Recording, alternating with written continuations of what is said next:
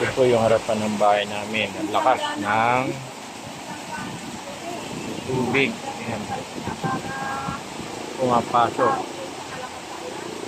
Ayan po yung gate. Ayan yung tubig. Ang lakas. Ah!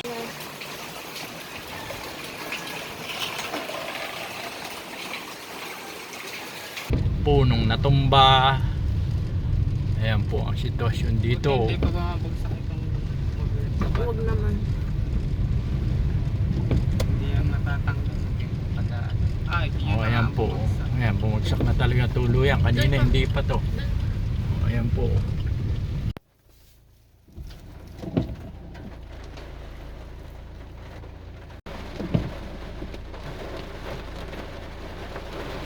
Grabe.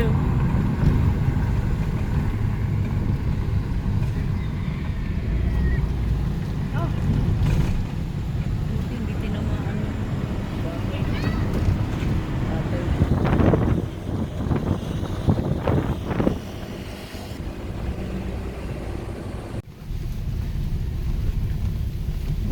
Ang po yung portion na nasira dahil nabagsakan po ng kawayan.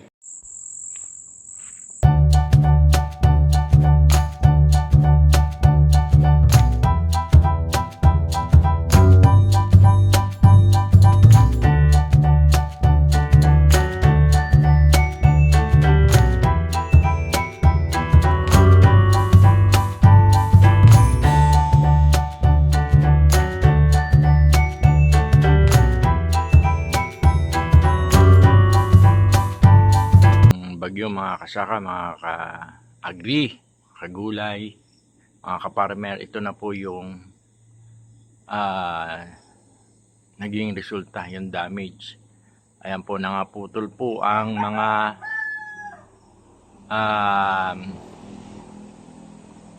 bamboo or kawayan. Halos, ayan po, parang pinilipit sila.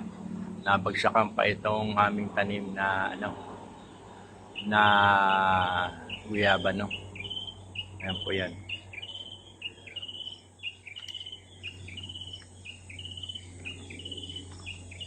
Ayan. Tapos, ito pong area na ito ay may nakatanim dati na meron din pong dito na puno ng kawayan. Yan po na wash out. Dito po yan. Pong area na ito. Yan, bumagsak. Yan na po yan. Yung resulta. At marami ang nasira. Dito sa likod namin. Ito po kasi yung lugar na ito ay mataas. Ayan, no? Mapapansin ninyo.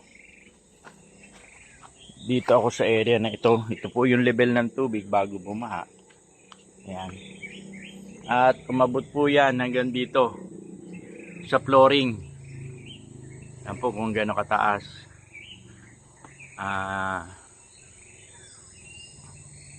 Ito po ako, ayan, oh.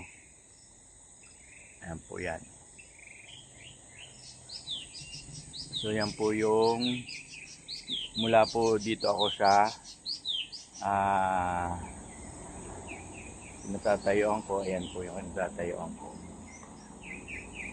Ayan, tapos yan, umabot. So, lagpas tao po dito sa pinopwestohan ko yung tubig. Tapos yung level po ng tubig ay mababa pa. So, yan po. Yan po yung level ng tubig na tumaas. So, sa tansya ko po, ang level ng tinaas ng tubig ay mga nasa 4 meters. Sa estimate ko po. Kasi umabot po dito hanggang dito sa flooring na ito. Kaya maputik. Ayan. Po nakataas dito yung mga gamit namin. At dito naman po. Ayan.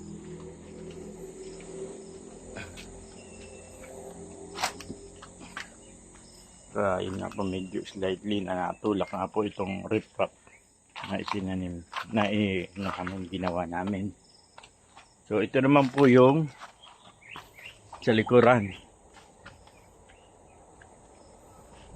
Yun po, natumba yung papaya ng laglag. po, bali-bali. Yan po yung mga papaya. Ano, sayang. So, yung mga santol. Yan po. Nangabali, ayan. Dahil pa naman bunga, sayang din. At dito po mapapansin ninyo, nagkaroon na ng mga dayami. Ito po ay, ayan o, inagos na po yan ng tubig. Galing po yan dito sa kabilang palayan o tubigan. Yan po, nakatambak ang mga iba't ibang klase ng mga farm waste.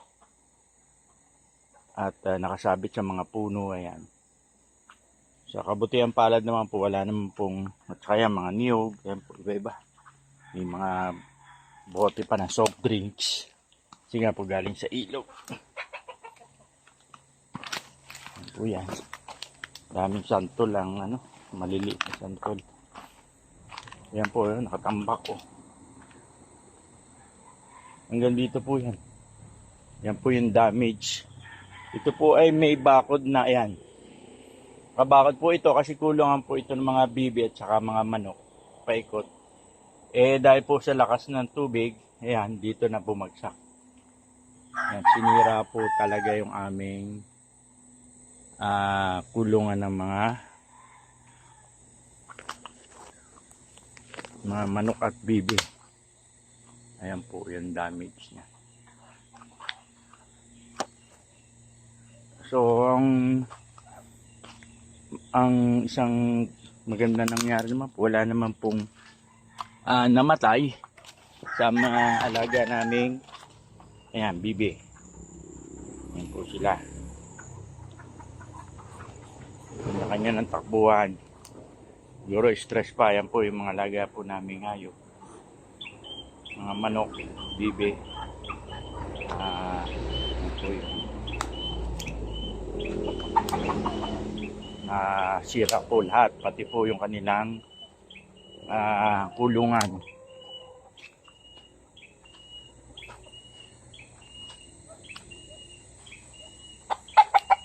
Yan. Ano, pagsabong ka.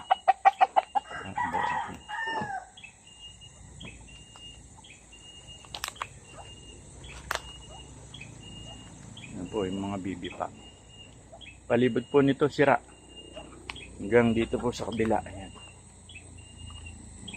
Pero wala naman pong natumbang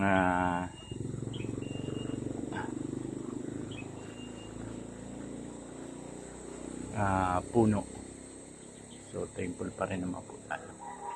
Ayan, ay may bayabas. Oh, ayan, nakita po tayo ng bayabas. Ang laki. Ayan. So pipitasin ko na po yan. Hindi rin makain. Yan, ang laki pong bayabas. Hindi po natumba ito. Puno ang bayabas. Ang laki. Ayan. Ayan. Itong bayabas. Kunin po natin itong isa. Tingnan ko kung pwede na. So ito lamang po yung natumba, yung ipil-ipil. Tsaka yung bayabas. Pero buhay pa naman po. So yan po yung sitwasyon dito.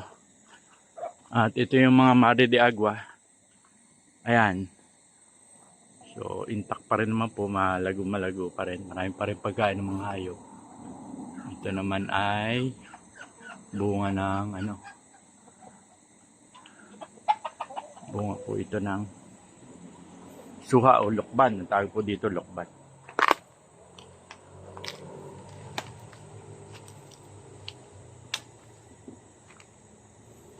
So ayan po, may mga natumba din pong mga saging. So ayan lang po muna ang update ko dito sa tabing bahay namin. Ito nga po ay katatapos lamang ng bagyo at ayun nga po ay tuloy-tuloy pa po rin po ang ating pagtatanim kahit na binabagyo. So marami pong nangahulog na ano rito na mga buko, mga laglag na nyug dahil sa bagyo. Ayan, nalaglag.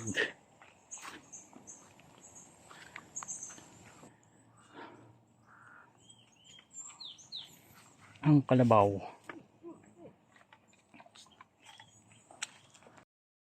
Pinapaararo ko na para taniman po ito ng ng luya at kamote. So titingnan ko pa po kung ano yung pwede kong itanim dito. Pero most likely po okra at saka talong. Kasi medyo malaki-laki po itong area na ito na tataniman. So sa ngayon po, habang nag-araro, nilalagyan na rin na po namin ng ayan, yung aming pinaghalo po yung carbonized rice hull at saka yung manure ng chicken. So ihahalo na po yan sa lupa. Kahalo na po yan. Ayan, mapapansin niyo po yung mga maliliit na spot na yan. Mga manure po yan, kinalat na yan. So paglalagay po ng ay hahalo na po yan. Ito po yung area na tataniman. Dito sa area na po ito, most likely ang itatanim po dito ay luya kasi exposed po sa ayan po, ito exposed sa hangin. So delikado naman, baka kung mataas na mga halaman masisira lamang po ng hangin. So kaya po dito po sa area na medyo tago ng konti, dito ako magtatanim ng talong at okra. Pero dito ay lamang po, luya at kamote. Hanggang po doon sa pababa na yun. So yan po yan.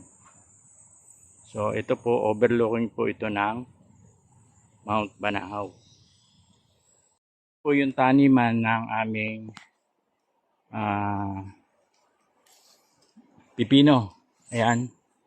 Dinanan din po ito ng baha. Mataas po yung tubig dito kasi nga po ito ay bagsakan ng tubig. So parang waterway po ito.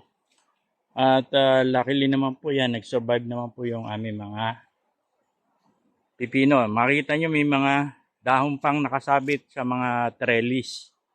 Yan po yung katunayan na yan. Saka makikita nyo marami mga dahon na nandito sa daanan. Sa ginawa naming At may mga tubig pa. Yan po ay after ng 2 days. Ngayon po, ikalawang araw mula po ng bumagyo. Ngayon natanggal po yung mga lupa na nasa ibabaw kaya lumabas po yung mga ugat. So ang ginagawa pong namin ngayon ay nilalagyan na rin ng pataba at the same time para makarecover po yung ating mga halaman. So yan po, by next month bubunga na po ito. Yan yan, kaya po maputik. Yan, dito po lumaki na po yung tubig dito. Ayan, makikita niyo yung daan ng tubig. Ayan. Ayan. Nabungkal. Ito po ay merong harang. Natanggal. Yan, agos yung mga ayan po. Nagkaroon na ng tubig dito. Noong pong mga previous days, hindi pa bumabagyo, wala po itong tubig. So, dito po umapaw na siya. At malakas ng agos. So, yan po yan. Lamig ng tubig. Sarap. Sarap maligo. Lamig ng tubig. Di ba dati lagi mainit? So, gagawin natin mamaya siguro. Lalakihan pa natin yung kasi mukhang dire-diretso yung tubig. Malakas na So, ito po yan. So, ang dapat pundaan talaga ng tubig dito. So, kasi hinarangan po kasi namin para mag-control yung tubig kasi po mga nakakaraang araw wala halos pong tubig, maliit. Nung pagbagyo, yan po lumaki yung source na pinagmumula ng tubig. Kaya ito po nangyari. So yan po naipon yung mga basura dito. So ang gagawin po namin ay ayan, pinadaan na dito yung tubig sa tagiliran. Para hindi na dumiretso po dito sa loob muna. Ayan po yan, oh. Ayan, yun po aming ginawang harang. Nung makalakasan po ng ulan na yan, natanggal. So, yan po yung sitwasyon dito. At yun nga po, pasalamat naman po kami na kahit na ito ay lumubog sa baha, nag-survive pa. Yan po po. Yan, kaya marami pong dahon na nakasabit sa trellis dahil po sa bagyo. So, sana po wala munang dumating na bagyo at nang makarecover ang aming mga halaman. Ito po yung resulta. Ayan, naagos na tumba mga puno ng pipino. Ayan, nakita nyo lumabas yung mga ugat. So ito po yung tatabunan namin ngayon. Ayan. Mga tanggal po. Mabuti naman po hindi po mga nangawas out. Ayan. So ganoon din po dito sa iba pang area. So may mga hindi maiwasan na talagang nasira dahil nga po sa bagyo, pero mas marami pa rin po naman itong nag-survive. Thank you pa rin po tayo kay Lord dahil despite po nung nakaraang pagbaha, kasi po ang tubig ay umabot po hanggang dito kami. Dito po. Ito po sa area nito, sa pinakamataas na portion po, umabot dito yung tubig. Nandito. Ito po kasi medyo mataas na portion. Dito po yan, umabot sa dito sa area na ito. So kaya po lumubog ito. At dito po lumabas yung tubig. So kaya mabilis po nag-subside ay ayan, may labasan ng tubig. Kasi ito pong portion na ito ay mababa. Ayan. Ito po talaga daanan ng tubig. Ayan. Kaya makikita nyo, dito mapaw yung tubig, dito lumabas.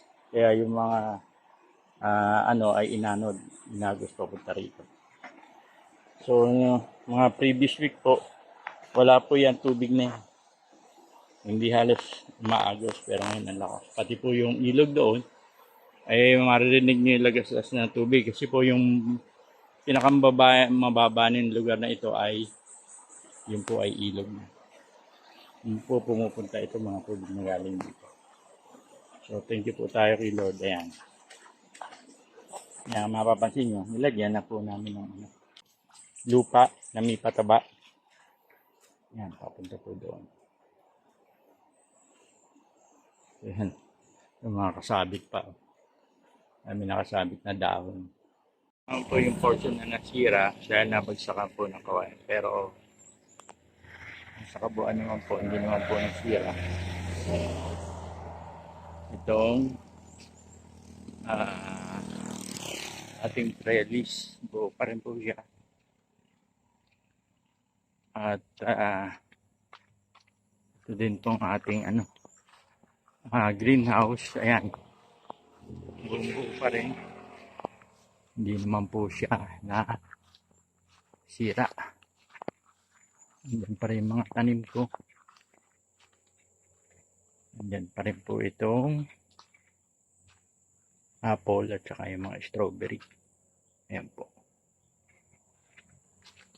So ngayon po, ang nangyari lamang po dito, ang pinakang damage lamang po ay itong mga papaya. Ayan. Nakita ninyo yung mga papaya na tumba. Pero sa mga dragon fruit naman po, ay okay naman. Hindi naman po siya na damage, walang natumba. Ayan, pero yung papaya, ayan po mga nangatumba. Ayan. Ayan po. Dahil bunga. Ayan. Hinahinog na, ayan po. Tapos, ayan pa.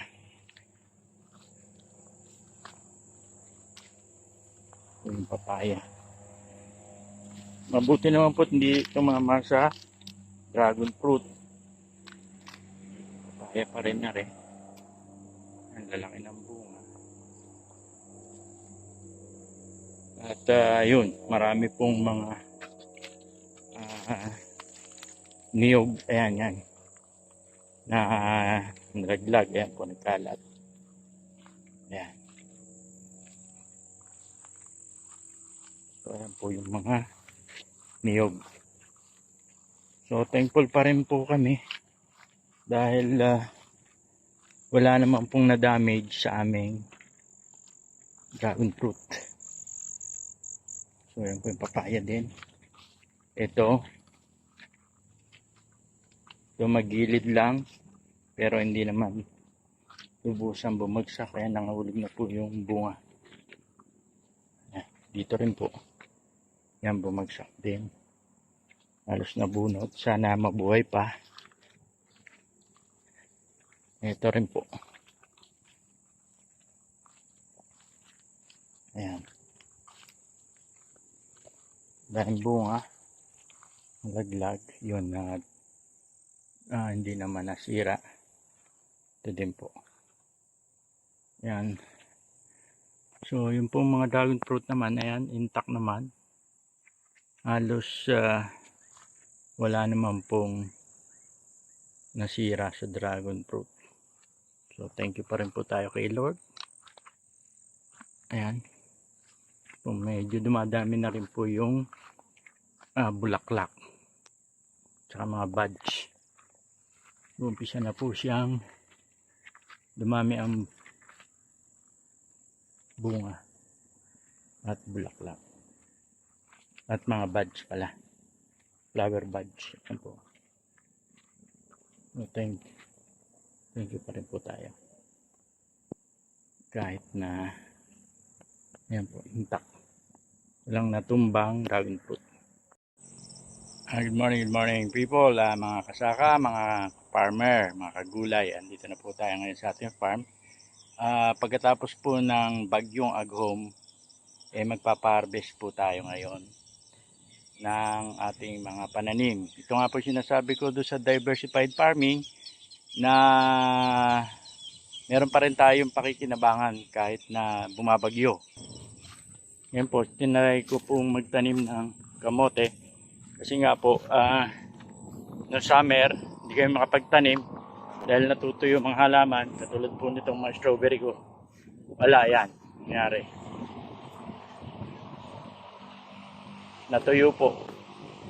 So ngayon, pagdating po ng summer, so ang ideal po talaga itanim ay kamote. Ito na po yung top view. Ayan po, pababa po kasi ito. Yung lugar na to, ayan. Ayan. Ayan po. Tapos, bababa ka po. Papunta dito. So, kaya ito pong lugar na ito, ang catch basin po ng tubig. Doon bumabagsak yung tubig sa area na yun. Ito na po yung 1 month. Ito lang itanim. Pipino po. Nag-umpisa na po silang mamulaklak. At meron na pong maliliit na bunga. Survivor po ito nung bagyong nitong nakaraang May. Ayan po, pinatubigan ko. Dahil mainit ngayon, ayan. Tapos lalagyan na lang ito ng fermented fruit juice tsaka compost. para tuloy-tuloy na po yung bunga. So ito po yung area na merong fertilizer. So ayan, kaya makakapal yung ugat. So dito naman po sa kabila, yung wala. So ngayon po yan, lalagyan na namin ng organic fertilizer. Yung nga pong ginawa namin. Para po gumanda rin yung sa kabilang side. At the same time, masustain po yung pangangailangan ng halaman para bumunga ng madami at lumago na rin siya at tumaba rin ang kanyang buhay. So ayan po yan. So tuloy-tuloy lamang po yan hanggang doon sa dulo. Yan. So, wala po talagang masyadong ugat dito.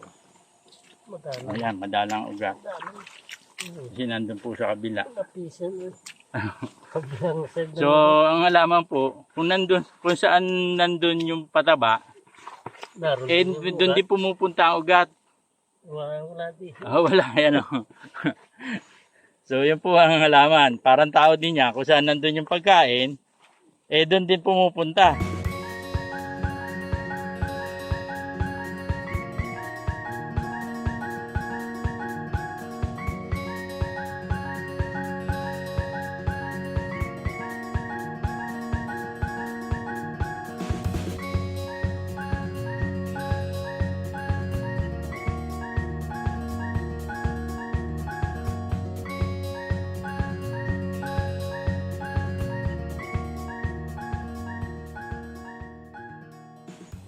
Ito po yung na-harvest natin, pangalawang harvest.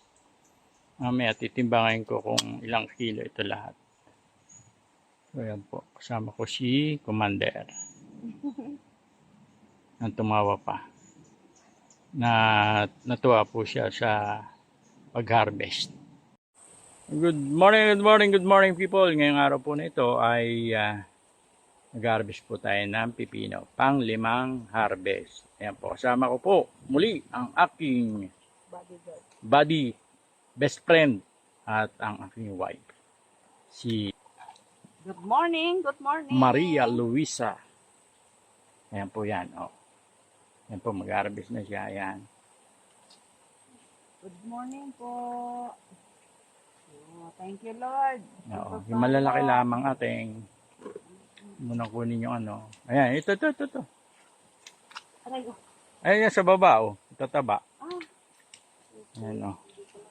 Hindi mo nakikita na yung mga nasa baba. Opo. Ayan Ito po. na Ayan. po. Oh. Malaki. Kunin mo na yan sa baba. Opo. Ayan. Oh.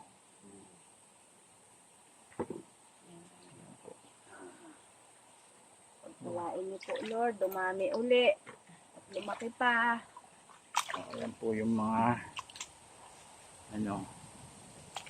medyo madami-dami na po ngayon. Thank you, Lord. Ayan.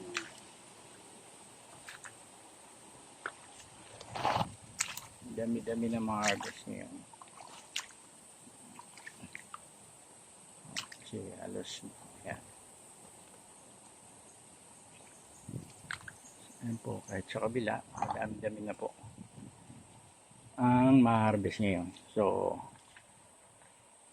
tutulungan ko na po si Commander pag-harvest. Babay po muna.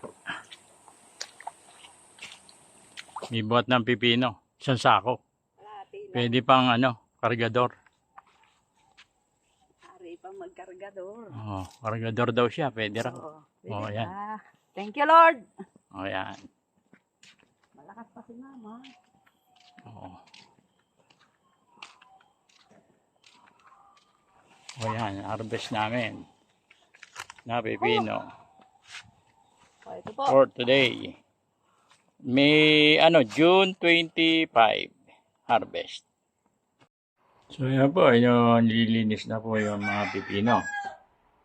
Hinuhugasan po, tapos saka po pinupunasan. Kaya yan po. Malinis na siya. Ayan. Yan po yung hinugasan. Ito po yung ano, hugasan pa lang. Ito na yung nahugasan na, and then pupunasan po yan.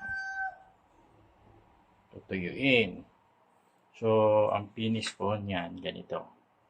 So, ano po, ready for ano na po ito. For delivery na po yan. Ipapackaging na lamang po. Titimbangin. And then, ilalagay sa plastic na lalagyan para i-deliver. Kung apo, mag-harvest po kami ng pipino. Si Kian at si Yan, tingin daw sa ano. Rexon. Ayan, oh. Parang gwapo. Halina, lakad na. Dito na. Dito tayo. Ayan, diretso kayo dyan. Diretso lang. Ayan na. Mapapasabak na sila sa putikan. First time ni Kian na mapupunta sa putikan. Tama, Kian? Ayan, first time po niya. Kaya sinama ko para maranasan po niya ang buhay ng isang magsasaka.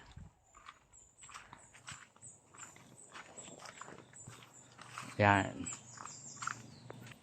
Ano to, luya at saka kamote. Ayan, tumutubo na po yung kamote.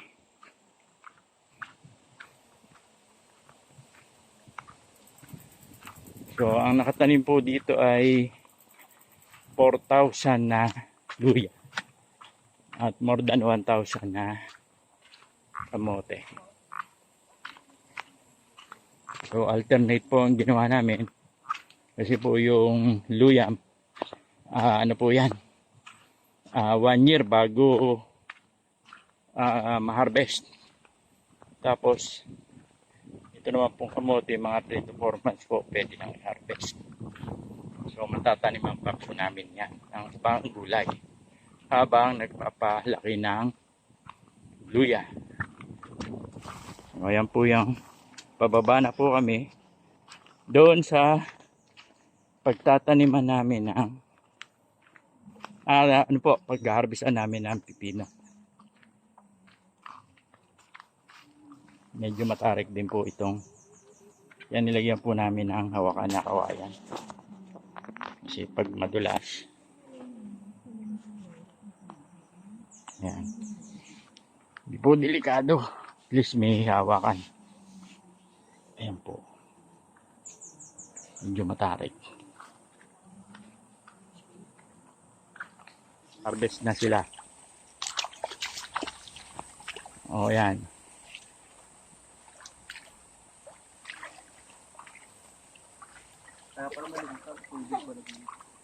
Oo, may malalim na lugar dyan, maliit pa yan. Ayan, nasa baba. Ayan. Ayan, sige yan ang kumuha dito sa nasa taas. Yun yung malaki kiyan, yun. Yun. Ayan. Yung paano Ayan, yan, pipisilin mo lang yung Yan, ayun, very good. Oh, laki. Ayan meron sa baba. Yan, sa baba na yan.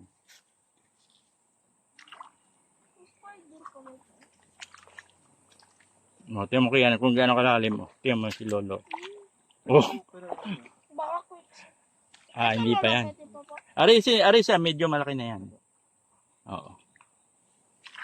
May spider to kanina.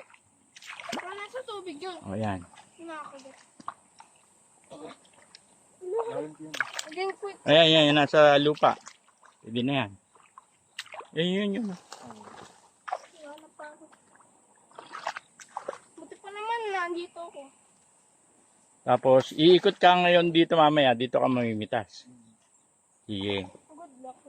Good luck. Oo na lang ako. Kian? Anong mo? Experience? Ano masasabi mo Kian sa experience mo? Masarap no? Mamitas no? Ayan daming bunga Yan po. Yan, malaki yan.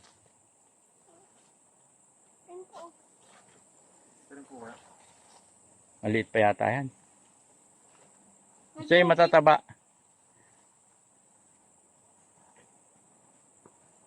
Ito yung na-harvest namin. Katuwang itong dalawang bata. Si Kian at si Rexon. Ayan po. So, ang estimate namin dito ay mga 50 kilos yung na-harvest ngayon. So, mamaya, may pipick up nito. Mamaya, may pera na si Kian. Bakit na po kami, bitbit namin yung pipino na na-harvest namin today. Anong araw ngayon? Miyerkules. Ay, Huwebes ano?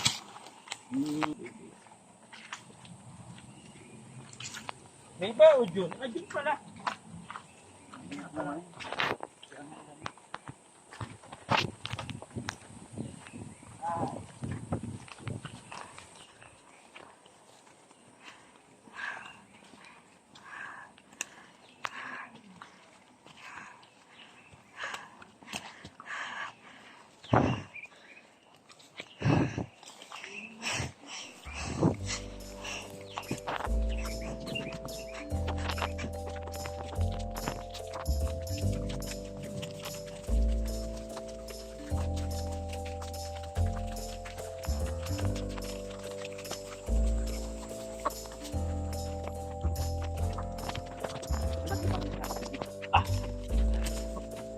Katuwang sila naglilinis ng pipino.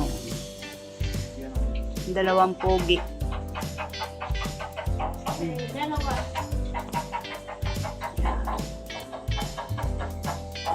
Thank you, Lord. May mga apo akong mababait. Pogi na, mabait pa. Natulong sa gawain ni Lola at Lolo. Thank you, Lord. Sa mabait na apo.